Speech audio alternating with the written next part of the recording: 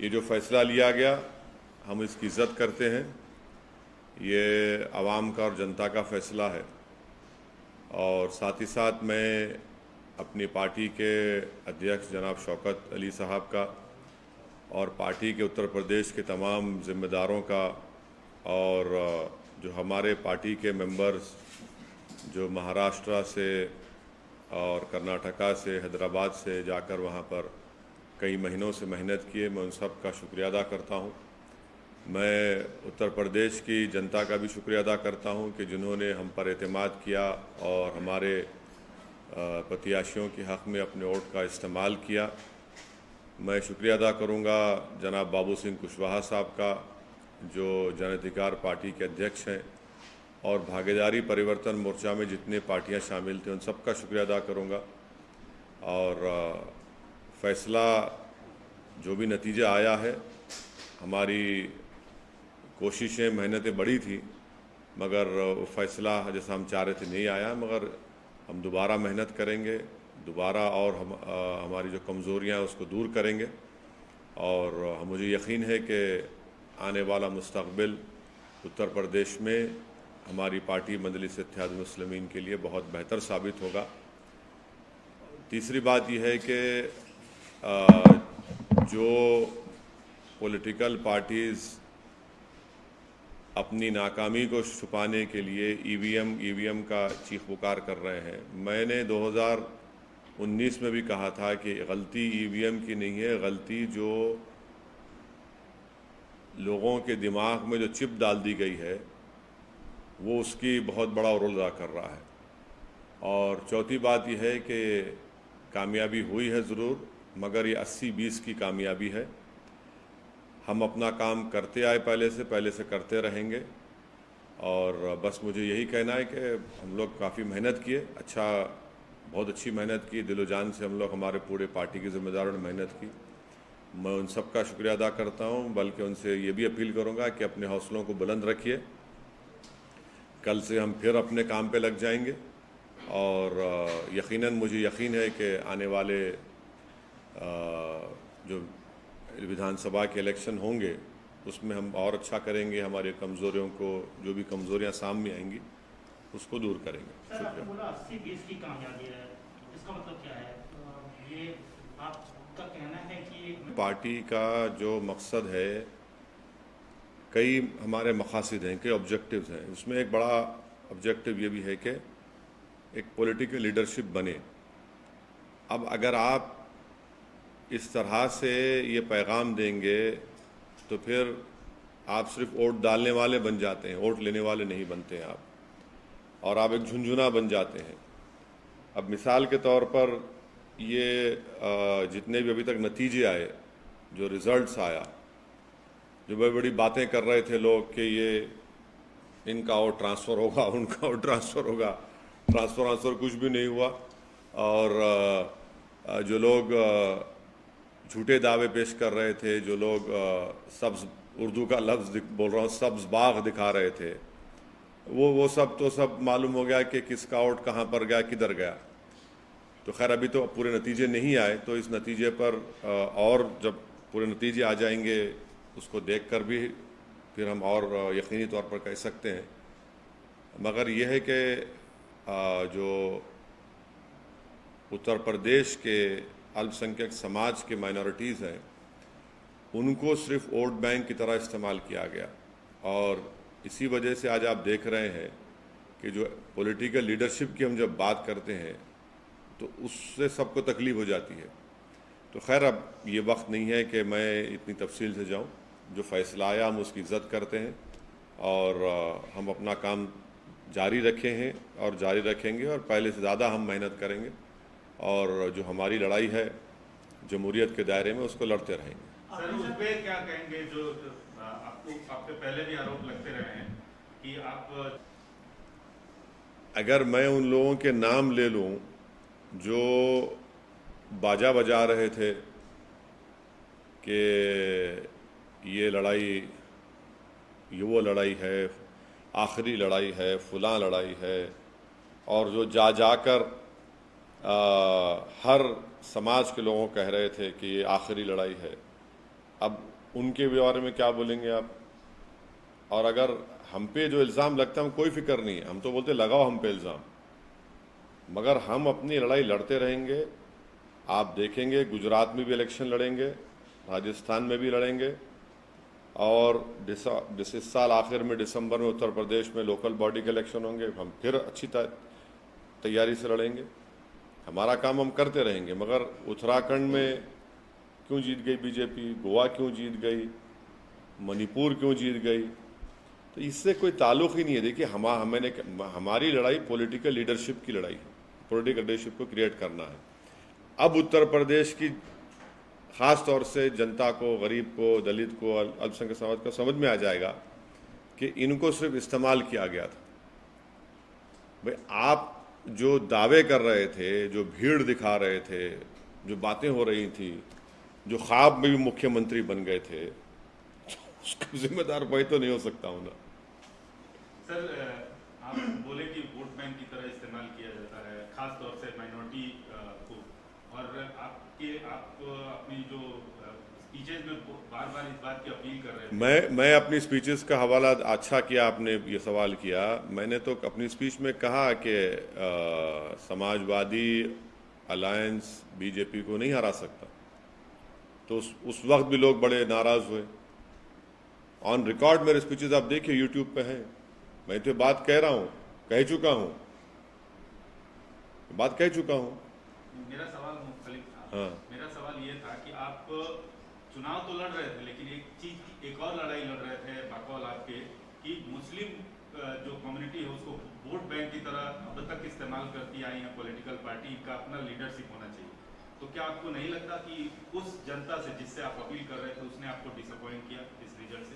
नहीं, देखिए मैं उनके फैसले की इज्जत करता हूँ, एहतराम करता हूँ। वो उनका इख्तियार है किसी को वोट देना दें, मगर अब दोबारा तो हम उम्मीद करेंगे कि दोबारा तो उनको ठगा नहीं जाएगा ना।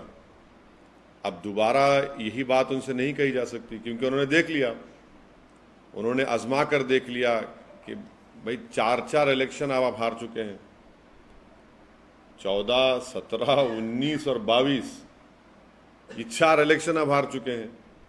तो अब हम उम्मीद करते हैं कि वो अपना, उनका ही फैसला है, मगर वो अब की बार जब आइंदा पार्लियामेंट के इलेक्शन होंगे उत्तर प्रदेश में या म्यूनसिपल इलेक्शन होंगे, वो हमारी इस बात पे गौर करेंगे। हमको मालूम है कि हमारी बहुत सी बातों को लोग उस पर गौर किए, मगर एक जो चलाया गया था प्रोग्राम पूरा, वो प्रोग्राम तो नाकाम साबित हो गया। सर, यूपी में पहले कहा जाता था कि एमवाई समीकरण चलता है, मुस्लिम यादव, लेकिन इस बार ये कहा गया है कि एमवाई समीकरण चला है, वो भी महिला और योजनाएं।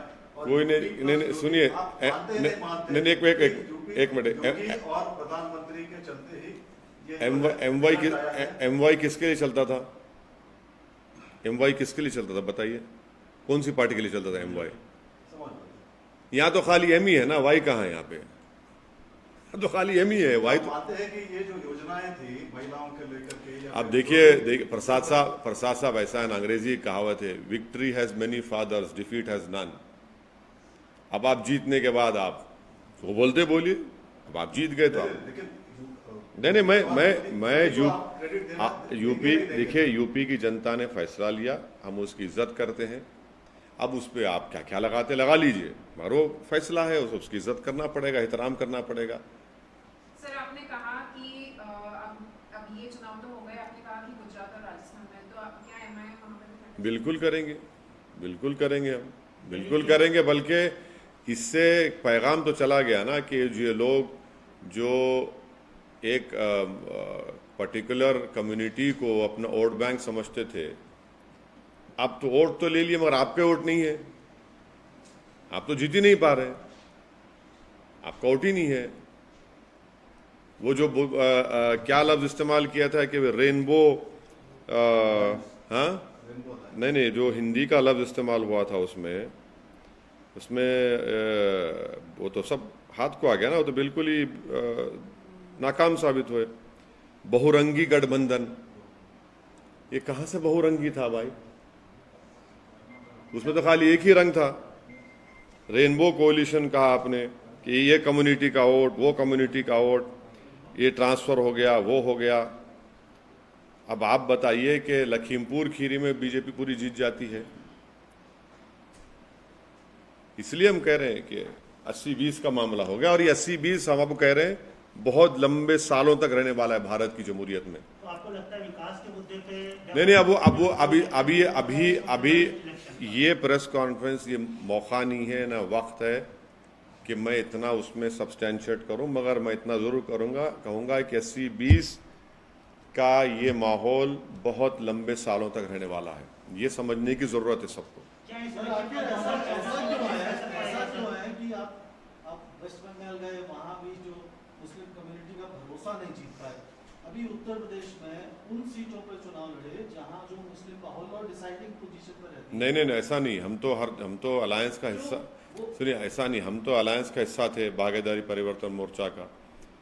जितने जन अधिकार पार्टी के भी कैंडिडेट्स थे और दूसरे अलायंस के, हम सबके लिए कैंपेन किए। इलेक्शन में जीतार होती है, इलेक्शन जीतार होती है। और काशीराम, मान्यवर काशीराम ने सही कहा था कि पहला इलेक्शन हारना, दूसरा हराना, तीसरा जीतना। इस इलेक्शन अरे में सुनिए, ये काशीराम साहब का एक बहुत बड़ा इंपॉर्टेंट स्टेटमेंट है। हम हारे हैं, जीतेंगे दोबारा, इसमें कौन सी बड़ी बात है? कौन सा आसमान गिरने वाला है? हमारे हौसले, हमारा अज़म कभी कम नहीं होगा ना, इससे होता है।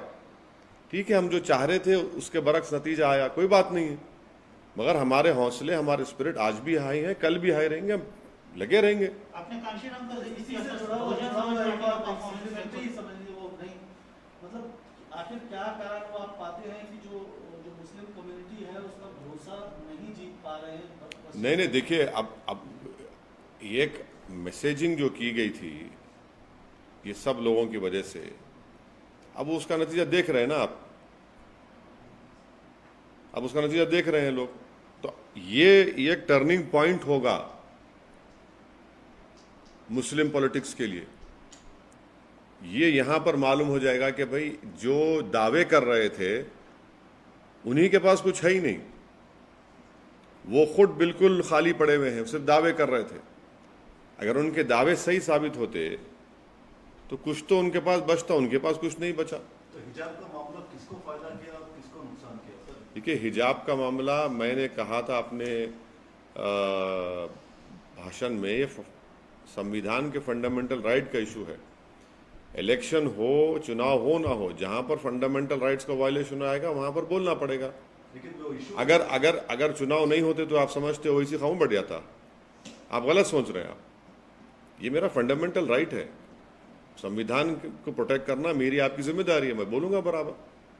मगर ये बोलना कि इसमें आया, भाई अगर नहीं आता तो भी हम बोलते बराबर। 80-20 के नैरेटिव में क्या ये काम आया सर? नहीं, 80-20 का नैरेटिव आपको बताएंगे आराम से। अभी आज की प्रेस कॉन्फ्रेंस हो जाए। आप बोल रहे हैं कि जो मैसेज दिया गया था तो आपका इशारा कहीं न कहीं जमात के जो नुमाइंदे हैं, चाहे वो मेरा इशारा किसी, लीडर हों, नहीं, मेरा इशारा किसी के ऊपर नहीं है। जनता समझ जाएगी। मैं आप जिसका समझ रहे हो नहीं, वो गलत है, वो नहीं। आप कह रहे हैं कि ये जो 80-20 का जो नैरेटिव है, This is going to stay for a very, very long time. This is the crass reality which everyone will have to accept. At the same time, the story of the day is also coming from Punjab, where Kejriwal has sort of in a way created history, and he has made it amply clear that he's going to stitch up a national front, which may not be possible without the support of other players. And here we're talking about TRS Chief Minister KC. You know what? One of the MLAs of that party had talked about my chief minister. He has used some offensive words against him, unparliamentary, derogatory words. I don't want to repeat it in a press conference, but that is for them and the other parties to decide. But would you throw in No. No, madam. My objective is to create a political leadership. That I'll try to do my best, and it will be created. But any concerted effort? We'll see. It is too early to talk about it. Sir कई लोगों ने EVM पे सवाल उठाए, आप उस पे क्या कहना चाहेंगे? मैं तो 2019 में आपको प्रेस कॉन्फ्रेंस में बोला था कि ईवीएम गलत है, ईवीएम में कुछ नहीं है, दिमाग में चिप डाल दी गई है 80-20 की, अब वो चल रहा है। ईवीएम, गलती ईवीएम की नहीं है, बुलडोजर का कितना असर पड़ा सर? कुछ भी नहीं है। गलती जो है ईवीएम की नहीं है, गलती जो दिमागों में डाल दिया गया है उसी के ऊपर